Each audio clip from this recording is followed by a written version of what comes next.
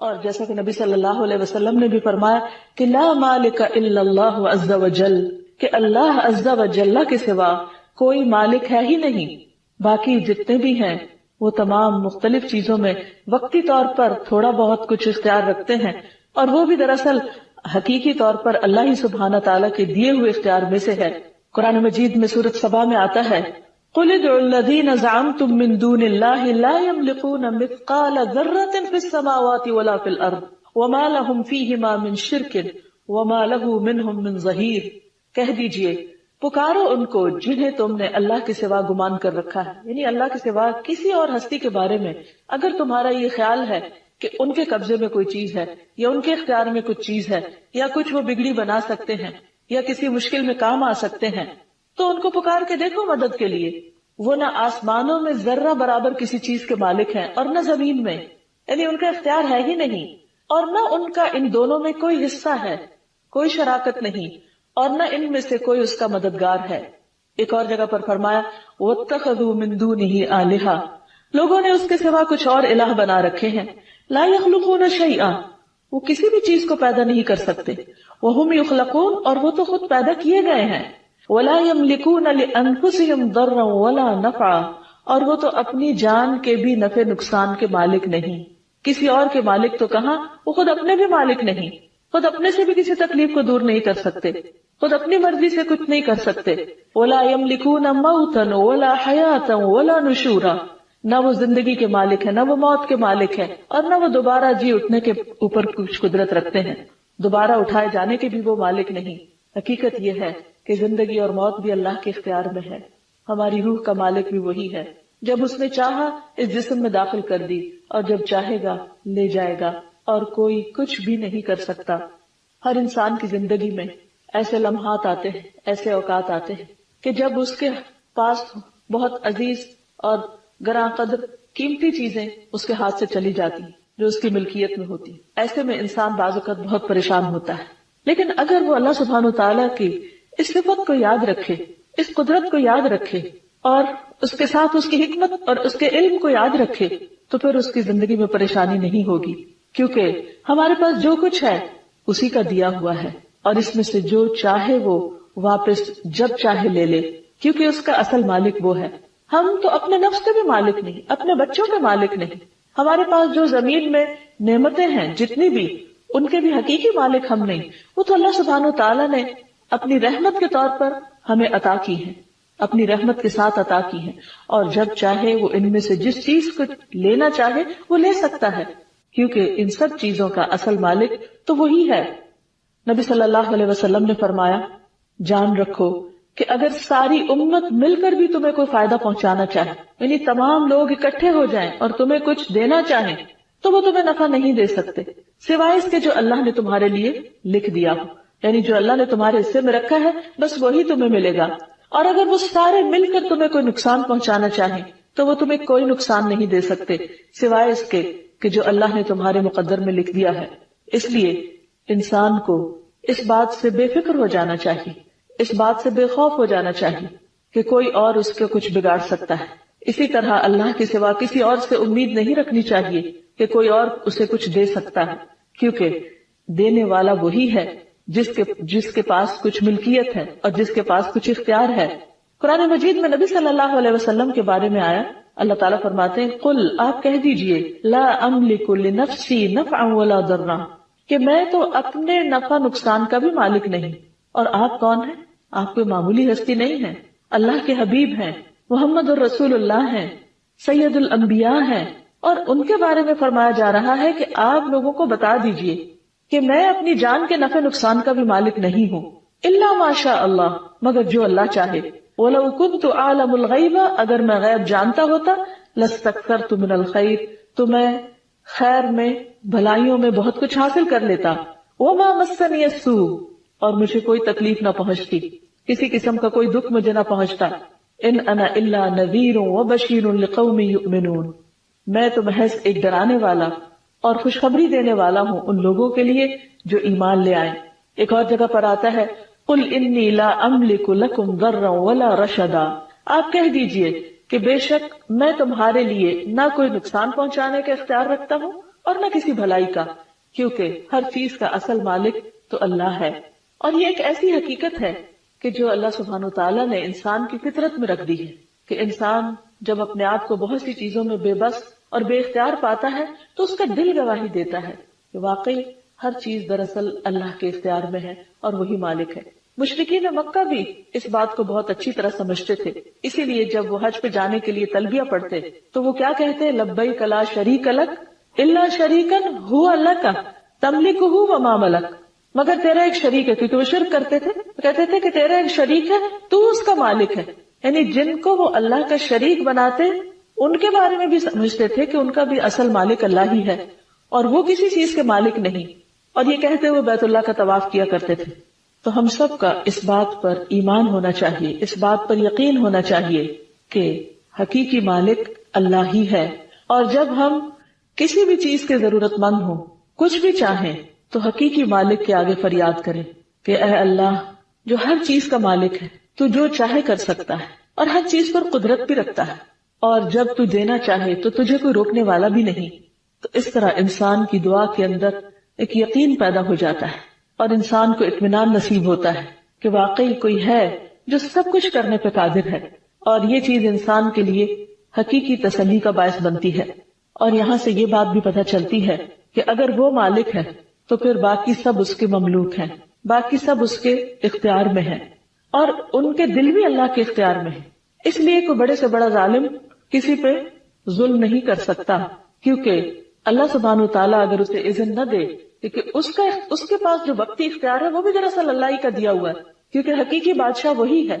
دنیا میں اگر وقتی طور پر کسی کو اختیار ملا بھی ہے تو وہ اس کے لیے آزمائش، اور جو آگے اس کے پاس اس کے ساتھ ہے ان کے لیے بھی حقیقت میں وہ آزمائش ہے۔ لیکن قیامت کے دن یہ سارے اختیارات مکمل طور پر چھین لیے جائیں گے۔ اس دن بادشاہت صرف اور صرف اللہ سبحانہ وتعالیٰ کی ہوگی۔ قرآن مجید میں آتا ہے لمن الملک اليوم للہ الواحد القہار، اس دن کہا جائے گا کہ آج کس کی بادشاہت ہے؟ اللہ ہی کی، جو ایک ہے، بہت دبدبے والا ہے۔ پھر یہ بات بھی ہمیشہ یاد رہے کہ اللہ سبحانہ وتعالیٰ کے لیے حیات دائمی ہے اور باقی سب ختم ہونے والے ہیں۔ کل من علیہا فان، تو جو بھی ختم ہونے والا ہے وہ حقیقی مالک کیسے ہو سکتا ہے؟ مثلا ایک انسان اگر لامتناہی زمینوں کا مالک بھی ہو تو حقیقت میں دیکھے تو ہوتا کیا ہے؟ وہ انسان ہمیشہ تو زندہ نہیں رہ سکتا، ایک دن اس کو موت آنی، اور جب اس کو موت آتی ہے تو ان زمینوں کا کیا بنتا ہے، ان پراپرٹیز کا کیا ہوتا ہے؟ وہ سب اس کی اولاد میں تقسیم ہو جاتی، اور اگر اس کی اولاد نہ ہو تو دوسروں میں تقسیم ہو جاتی۔ سوچئے آج زمین کے جس ٹکڑے پر ہم بیٹھے، یا زمین کا کوئی حصہ جو ہم خرید چکے یا جس کے ہم اپنے آپ کو مالک سمجھتے ہیں، اس کی ملکیت بھی کب تک ہے ہمارے پاس؟ اس کی اونرشپ کب تک ہے؟ اس کے اختیار ہمارے پاس کب تک ہے؟ اس سے فائدہ ہم کب تک اٹھا سکتے ہیں؟ صرف اس وقت تک جب تک ہم زندہ ہیں۔ موت کے ساتھ ہی ہاتھ کھلے کے کھلے رہ جائیں گے، اور کسی بھی چیز کا کنٹرول اور کسی بھی چیز کا اختیار ہمارے پاس نہیں رہے گا۔ پھر یہ کس کے پاس جائے گا اور آخر میں کس کے پاس ہوگا؟ وَلِلَّهِ مِيرَاثُ السَّمَاوَاتِ وَالْأَرْضِ۔ آج تو ہم سمجھتے ہیں کہ ہمارے بعد ہمارے بچے وارث ہوں گے، اور پھر بچوں کے بعد ان کے بچے اور ان کے بچے، لیکن پھر جب سبھی ختم ہو جائیں گے تو یہ سب چیزیں اپنے اصل اور حقیقی مالک کے پاس لوٹ جائیں گی۔ اس لیے کبھی بھی انسان کو دنیا میں جو کچھ بھی ملا ہے، چاہے وہ مال و متاع ہو یا اولاد ہو یا کوئی اختیار ہو یا حکومت ہو یا اقتدار ہو، کسی بھی چیز پر انسان کو تکبر نہیں کرنا چاہیے، اور ہمیشہ اس حقیقت کو یاد رکھنا چاہیے کہ یہ سب کچھ صرف چند دن کے لیے ہے اور بطور آزمائش ہے، اور بہت جلد ہاتھوں سے نکل جانے والا ہے، کیونکہ کل من علیہا فان ویبقى وجہ ربک ذو الجلال والاکرام، ہر چیز جو اس زمین پر ہے سب فنا ہو جانے والی ہے۔ ایک مرتبہ رسول اللہ صلی اللہ علیہ وسلم نے فرمایا کہ آج کے دن سے 100 سال بعد جو بھی ذی روح اس زمین پر ہے سب کے سب فوت ہو جائیں گے، سب ختم ہو جائیں گے۔ اور یہ صرف اس وقت نہیں، یہ سلسلہ مسلسل چلتا چلا آ رہا ہے کہ ہر کچھ عرصے کے بعد جتنی بھی زندگی ہے زمین پر وہ ختم ہو جاتی ہے، پھر نئے لوگ آ جاتے ہیں، پھر وہ وارث بنتے، پھر جنریشنز آفٹر جنریشنز یہ سلسلہ چلتا چلا آ رہا ہے، اور پھر ایک وقت آئے گا کہ سب کچھ ختم کر دیا جائے گا اور سب کے اقتدار ختم ہو جائیں گے، اور حقیقی بادشاہت اللہ سبحانہ وتعالیٰ کے پاس رہ جائے گی۔ کل نفس ذائقۃ الموت، ہر شخص کو موت کا مزہ چکھنا ہے۔ ثم الینا ترجعون، پھر ہماری طرف تم سب پلٹائے جاؤ گے، اس لیے ہمیں اسی کی طرف رجوع کرنا چاہیے۔ اور اس حقیقت کو کبھی بھی نہیں بھولنا چاہیے۔ حقیقت یہ ہے کہ جو چیزیں اللہ سبحانہ وتعالیٰ وقتی طور پر بھی ہمارے اختیار میں دیتا ہے، ہمیں ان سے بہت محبت ہو جاتی، ہمیں وہ اپنی لگنے لگتی، اور یہی انسان کی آزمائش۔ مثلا خواتین، ان کے پاس جو جیولری ہوتی، گھر کے ساز و سامان ہوتے، ان کے ساتھ کس قدر اٹیچمنٹ ہوتی، لیکن کبھی آپ نے کسی ایسے گھر کا منظر دیکھا ہوگا کہ جس میں ہر چیز بہت خوبصورت طریقے سے سجی ہوئی ہے، ہر چیز اپنی اپنی جگہ پر ہے، لیکن جو ان کی مالکہ ہے وہ دنیا سے جا چکی ہے، اس کے بعد کیا ہوتا ہے؟ وہ تمام چیزیں لوگوں میں تقسیم ہو جاتی۔ اور یہ تو ہمارے یہاں ہوتا ہے، بعض جگہ پر ایسا بھی ہوتا ہے کہ آنے والی جنریشن کو والدین کے مال و متاع سے یا ان کی چیزوں سے یا ان کی کلیکشن سے کوئی دلچسپی نہیں ہوتی، کیونکہ اب ٹرینڈز بدل چکے ہیں، فیشن بدل چکا ہے، اب نیا دور ہے اور نئے طریقے ہیں اور نئی چیزیں ہیں، لہذا انہیں انٹرسٹ اس سے ہوتا ہے کہ ان تمام چیزوں کو نکال کر جو پراپرٹی ہے اس کی قیمت یا اس کا جو فائدہ ہے وہ ان کو مل جائے۔ والدین نے جو کچھ بھی جمع کیا اور جن چیزوں کو سنبھال کر رکھا اور جن چیزوں کو میموری سمجھ کر اپنے ساتھ رکھا اور ان کی کیئر کرتے رہے اور ان کی حفاظت کرتے رہے، دوسروں کے لیے وہ ردی کے مال سے زیادہ کچھ بھی نہ تھا۔ یہ ایک اتنی بڑی حقیقت ہے جس سے ہم عام طور پر غافل رہتے ہیں، اور پھر حقیقی محبوب یعنی اللہ سبحانہ وتعالیٰ سے محبت کرنے کی بجائے ہم ان عارضی چیزوں کی محبت میں مبتلا رہتے ہیں جو بہت جلد ہمارے ہاتھوں سے نکل جانے والی ہیں۔ اس لیے کسی لمحے بھی یہ نہیں بھولنا چاہیے کہ حقیقی مالک اللہ ہے، جو مالک الملک ہے، پوری کائنات کا مالک ہے۔ پھر اسی طرح انسان کی زندگی میں عام طور پر جو مسائل رہتے ہیں، جیسے رزق کا مسئلہ ہے، بعض اوقات انسان کے پاس کچھ ہوتا ہے پھر نہیں ہوتا، پھر ہوتا ہے، زندگی میں اتار چڑھاؤ آتا رہتا ہے، اس میں انسان کے اوپر پریشانیاں بھی آتی ہیں، فقر و فاقہ کا خوف بھی ہوتا ہے، لیکن اگر انسان کے دل میں اس بات کا پورا یقین ہو کہ اللہ میرا مالک ہے اور مجھے کل کی فکر نہیں کرنی چاہیے،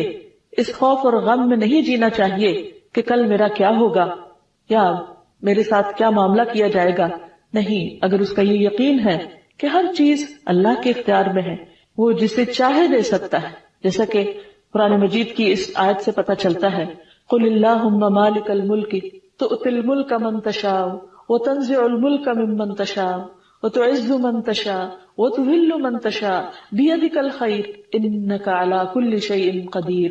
کہہ دیجئے کہ اے اللہ جو مالک الملک ہے، جس کو چاہتا ہے ملک عطا کرتا ہے اور جس سے چاہتا ہے چھین لیتا ہے، تو جسے چاہتا ہے عزت دیتا ہے اور تو جسے چاہتا ہے ذلت دیتا ہے، ساری بھلائی تیرے ہی ہاتھ میں، تیرے اختیار میں، اور تو ہر چیز پر قدرت رکھتا ہے۔ تو جو شخص اس چیز پر پورا یقین رکھتا ہے، ایمان رکھتا ہے، پھر وہ پریشانی کا شکار نہیں ہوتا، کیونکہ اگر اسے کچھ ملتا ہے تو اللہ کا شکر ادا کرتا ہے، اگر کچھ اس کے ہاتھ سے جاتا ہے تو اس میں بھی خیر اور بھلائی سمجھتا ہے، کیونکہ اس کا اپنے رب پر اعتماد ہے کہ وہ اپنے بندوں سے ہمیشہ محبت کرتا ہے، وہ اپنے بندوں کے ساتھ ظلم نہیں کرتا۔ اور پھر جب اللہ سبحانہ وتعالیٰ پر توکل ہوتا ہے تو اللہ کا وعدہ ہے وَمَن يَتَوَكَّلْ عَلَى اللَّهِ فَهُوَ حَسْبُهُ، جو اللہ پر بھروسہ کرتا ہے اللہ اس کو کافی ہو جاتا ہے۔ ان اللہ بالغ امرہ، اللہ اپنا کام پورا کر کے رہتا ہے، لیکن اللہ نے ہر چیز کا ایک اندازہ مقرر کر رکھا ہے۔ اللہ سبحانہ وتعالیٰ کے فیصلے اس کے ذاتی فیصلے، اسے کسی سے مشورہ نہیں کرنا، اسے کسی ایک کی طرفداری نہیں کرنی اور کسی دوسرے پر ظلم نہیں کرنا۔ اس کے عدل و انصاف پر اگر ہمارا مکمل یقین ہو تو ہمارا اس پر اعتماد اور بھروسہ اور توکل کئی گنا زیادہ بڑھ جائے، اور جس کا توکل اللہ سبحانہ وتعالیٰ پر زیادہ ہوتا ہے اللہ سبحانہ وتعالیٰ اس کی تمام ضروریات میں اس کو کافی ہو جاتا ہے۔ رسول اللہ صلی اللہ علیہ وسلم نے فرمایا، اگر تم اللہ پر ایسا توکل کرو جیسا کہ توکل کرنے کا حق ہے تو وہ تمہیں اس طرح روزی دے گا جیسے پرندوں کو دیتا ہے کہ وہ صبح کو گھونسلوں سے بھوکے پیٹ نکلتے ہیں اور شام کو بھرے ہوئے پیٹ سے واپس آتے ہیں۔ اس کا یہ مطلب نہیں توکل کا کہ توکل کر کے پھر گھر میں بیٹھ جاؤ، نہیں، توکل کر کے پرندوں کی طرح کوشش بھی کرو، لیکن یقین اللہ پہ رکھو کہ جب تم نکلو گے، باہر جاؤ گے، کوشش کرو گے تو بہت سی اپرچونٹیز ملیں گی۔ اور یہ ایک حقیقت ہے کہ اللہ سبحانہ وتعالیٰ اپنی ان تمام نعمتوں میں سے اپنے بندوں کو نوازتا رہتا ہے اور پھر ان کی حفاظت بھی کرتا ہے۔ اس لیے اس المالک کے تمام فیصلوں پر راضی رہنا بھی بہت ضروری ہے۔ جب انسان کا اس بات پر یقین ہو جاتا ہے کہ اللہ سبحانہ وتعالیٰ ہر چیز کا مالک ہے اور وہ اپنے بندوں کو ان کی ضرورت کے مطابق ان کو اپنے رزق میں سے تقسیم کرتا رہتا ہے، تو پھر انسان کے پاس جو کچھ بھی ہوتا ہے اس پر اس کو قناعت حاصل ہوتی، اسے اطمینان قلب نصیب ہوتا ہے، وہ اللہ سبحانہ وتعالیٰ کی تقدیر پر راضی رہتا ہے، اور اس پر توجہ کرنے کی بجائے کہ اسے کیا ملا ہے اور کیا نہیں، وہ زیادہ توجہ اس بات پر کرتا ہے کہ اللہ سبحانہ تعالیٰ نے اس زندگی میں وقتی طور پر اسے جن چیزوں کا مالک بنایا ہے وہ ان کو کس طرح بہتر طور پر استعمال کرے، ان کی بہتر طور پر کیسے مینجمنٹ کرے، اس میں سے بندوں کے حقوق کس طرح ادا کرے، کیونکہ حقیقت یہ ہے کہ جو کچھ اللہ نے ہمیں دیا ہے اس پر حساب ہونے والا ہے، اس پر پوچھ ہونے والی ہے۔ یہ سب کچھ اس لیے نہیں ملا انسان کو کہ انسان اس پر فخر اور تکبر کرے اور چھوٹی سی کوئی چیز پا کر خدا بننے کی کوشش کرے یا اللہ سبحانہ وتعالیٰ کے اختیارات کو اپنے ہاتھ میں لینے کی کوشش کرے۔ انسان کے پاس جو کچھ بھی ہے وہ مملوک بن کر ہی رہے اور اسی میں اس کی خیر و بھلائی ہے۔ انسان ہمیشہ اپنی حقیقت کو پہچانتا رہے کہ ایک دن اسے اپنے مالک کے پاس واپس جانا ہے، جو کچھ اس کے پاس ہے وہ واپس کرنا ہے اور اس کا حساب دینا ہے۔ اور پھر جب اللہ تعالیٰ بندے کو کسی چیز کا مالک بنائے تو پھر اسے وہ اس کی مرضی کے مطابق بھی استعمال کرے، کیونکہ حقیقی مالک تو وہ ہے، ہم تو عارضی مالک ہیں، اور اس نے یہ تمام چیزیں دی بھی اس لیے ہیں ہمیں آزمائے۔ قرآن مجید میں اللہ تعالیٰ فرماتے ہیں تبارک الذی بیدہ الملک وہو علی کل شیء قدیر، بہت بابرکت ہے وہ ذات جس کے ہاتھ میں ساری کائنات کی بادشاہت ہے، ہر چیز کا وہ مالک ہے اور وہ ہر چیز پر قدرت بھی رکھتا ہے۔ الذی خلق الموت والحیاۃ لیبلوکم ایکم احسن عملا، وہ جس نے موت اور حیات کو بنایا تاکہ تمہیں آزما کر دیکھے، کس چیز میں آزمائش، کس چیز کا امتحان،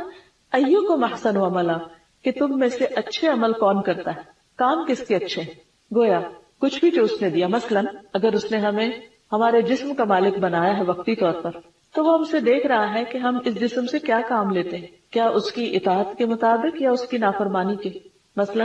اس نے ہمیں نگاہیں دی تو ہم ان نگاہوں سے کیا وہ دیکھتے ہیں جو اللہ تعالیٰ کی پسند کا ہے یا وہ جو اس کو ناپسند ہے۔ اس نے ہمیں زبان دی تو وہ ہمیں آزما رہا ہے، وہ دیکھ رہا ہے کہ وقتی طور پر اللہ نے انسان کو بولنے کا جو اختیار دیا ہے وہ اس زبان سے کیا بولتا ہے، کیا اللہ کی پسند کے مطابق اس زبان کو استعمال کرتا ہے یا اس کی نافرمانی میں استعمال کرتا ہے۔ اللہ نے انسان کو عقل اور سمجھ دی، بہت بڑی نعمت جس کی بنا پر انسان باقی تمام مخلوقات سے افضل ہے، لیکن یہ نعمت انسان کے لیے ایک امتحان بھی ہے۔ اللہ تعالیٰ یہ دیکھ رہا ہے، واچ کر رہا ہے، نگرانی کر رہا ہے کہ ہم اس عقل کے ساتھ کس طرح کام لیتے ہیں، کیا اس کے ساتھ وہ سوچتے ہیں جو اس کی پسند کا ہے یا اس کی مرضی کے خلاف اسے استعمال کرتے ہیں۔ اسی طرح اللہ نے ہمیں مال دیا، یہ ایک نعمت بھی ہے لیکن اس کے ساتھ مال ایک آزمائش بھی ہے، ایک امتحان بھی ہے۔ وہ دیکھ رہا ہے کہ ہم اس مال میں اللہ کا حق اور بندوں کا حق کس طرح دیتے ہیں۔ اگر ہم ان تمام چیزوں کو اللہ کی پسند اور مرضی کے مطابق استعمال کرتے ہیں تو یہی احسن عمل ہے، اور اگر اس کے خلاف استعمال کرتے ہیں تو اس پر پوچھ ہے، اس پر حساب ہے، کیونکہ ہم سب کو یہ یاد رکھنا چاہیے کہ ایک دن ہمیں اللہ کے پاس واپس جانا ہے۔ اسی لیے جب ان میں سے کوئی نعمت چلی جاتی ہے تو ہمیں کیا کہنے کے لیے کہا گیا، انا للہ و انا الیہ راجعون، کہ بے شک ہم بھی اللہ کے لیے ہیں اور اسی کی طرف پلٹ کر جانے والے ہیں۔ انا للہ یعنی ہمارا اصل مالک اللہ ہے اور ہم بھی اسی کی طرف جائیں گے۔ تو جب مالک وہ ہے اور اسی کی طرف واپسی ہے تو اس واپسی کا کوئی مقصد ہے، اور وہ مقصد کیا ہے؟ وہ یہ کہ ہم سے دیکھے کہ جو کچھ اس نے ہمیں دیا تھا ہم نے اسے استعمال کیسے کیا، اس کی دی ہوئی ملکیت میں کیسے تصرف کیا، اس کے دیے ہوئے اختیارات کو کیسے استعمال کیا۔ یاد رکھیے یہ اختیار بہت تھوڑے دن کا ہے، اور اس کے بعد جب انسان کی پکڑ ہوگی، جب ملک الموت آئیں گے، جب موت کے فرشتے آ کر روح نکالیں گے، اس کے بعد انسان کا پورا اختیار ختم ہو جائے گا اور وہ اللہ سبحانہ وتعالیٰ کے حضور حاضر ہو کر اپنی ان تمام چیزوں کا حساب دے گا۔ تو بات یہ ہے کہ ساری ملکیت جو انسان کے پاس ہے وہ اس کے لیے آزمائش ہے اور اسے اس کا حساب دینا ہے۔ رسول اللہ صلی اللہ علیہ وسلم نے فرمایا، قیامت کے دن کسی شخص کے قدم اس وقت تک میدان حشر سے ٹل نہیں سکیں گے یہاں تک کہ اس سے اس کی عمر کے بارے میں نہ پوچھ لیا جائے کہ اسے اس نے کہاں استعمال کیا۔ اس کی جوانی کے بارے میں اس سے سوال کیا جائے گا، خاص طور پر عمر کا بہترین حصہ کہاں گزارا۔ اس کے علم کے بارے میں اس سے پوچھا جائے گا کہ جو کچھ اس نے سیکھا اور جانا اس پر عمل کتنا کیا۔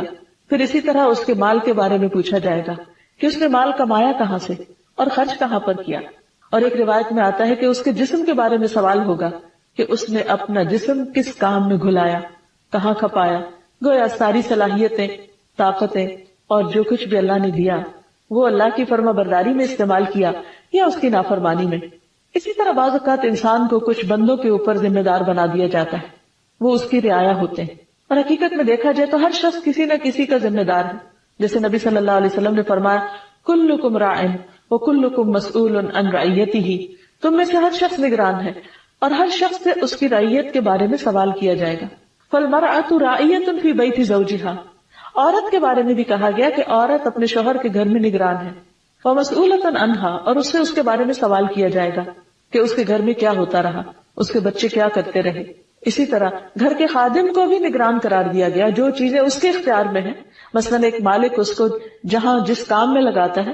اور اس کام کے لیے اسے جو جو چیزیں دیتا ہے پھر اس کا حساب ان سے لیتا ہے. اور صرف دنیا میں انسانی حساب نہیں لے گا، کل اللہ سبحانہ وتعالیٰ بھی لے گا کہ تم جس کے ہاں کام کرتے تھے اس کا حق کیسے ادا کیا، اس ذمہ داری کو کیسے پورا کیا. پھر اسی طرح جو بھی کسی انسان کی جاب یا پیشہ ہے، وہاں جو بھی اس کے پاس اختیارات ہیں ان سب کے بارے میں بھی اس سے سوال کیا جائے گا، اس کا حساب ہوگا. اور پھر انسان کے پاس کوئی ایسا بہانہ نہ ہوگا کہ وہ جھوٹ بول کر اپنی غلطیوں پہ پردہ ڈال سکے. یومئذ تعرضون لا تخفی منکم خافیہ، جس دن تم پیش کیے جاؤ گے کوئی چھپی چیز تم اللہ سبحانہ وتعالیٰ سے تم چھپا نہ سکو گے، کچھ بھی چھپا نہ رہے گا، سب کچھ عیاں ہوگا، کیونکہ وہ عالم الغیب والشہادہ ہے، وہ غیب اور حاضر کا برابر جاننے والا ہے. اور وہاں اس وقت وہ لوگ کہ جو ذمہ دار ہوں گے اور وہ اپنی رعایا کی ضروریات پوری نہ کرتے ہوں گے، اللہ سبحانہ وتعالیٰ ان پر ناراض ہوگا. اسی طرح جو دنیا میں اپنی ملکیت میں بے جا تصرف کرے، ظلم اور زیادتی کرے، اس سے بھی پوچھ ہوگی. پھر اسی طرح اگر انسان دیکھے تو جو کچھ ہمیں ملا ہے اس میں بھی پورا اختیار ہمارے پاس نہیں ہے. یعنی مثلا مال ہے تو یہ نہیں کہا گیا کہ جیسے چاہو کماؤ اور جہاں چاہو خرچ کرو، یا اس کے ساتھ جو چاہو کرو، چاہو تو اسے ضائع کر دو، نہیں، اس کا بھی ہمیں اختیار نہیں. مثلا زندگی میں بھی سوچ سمجھ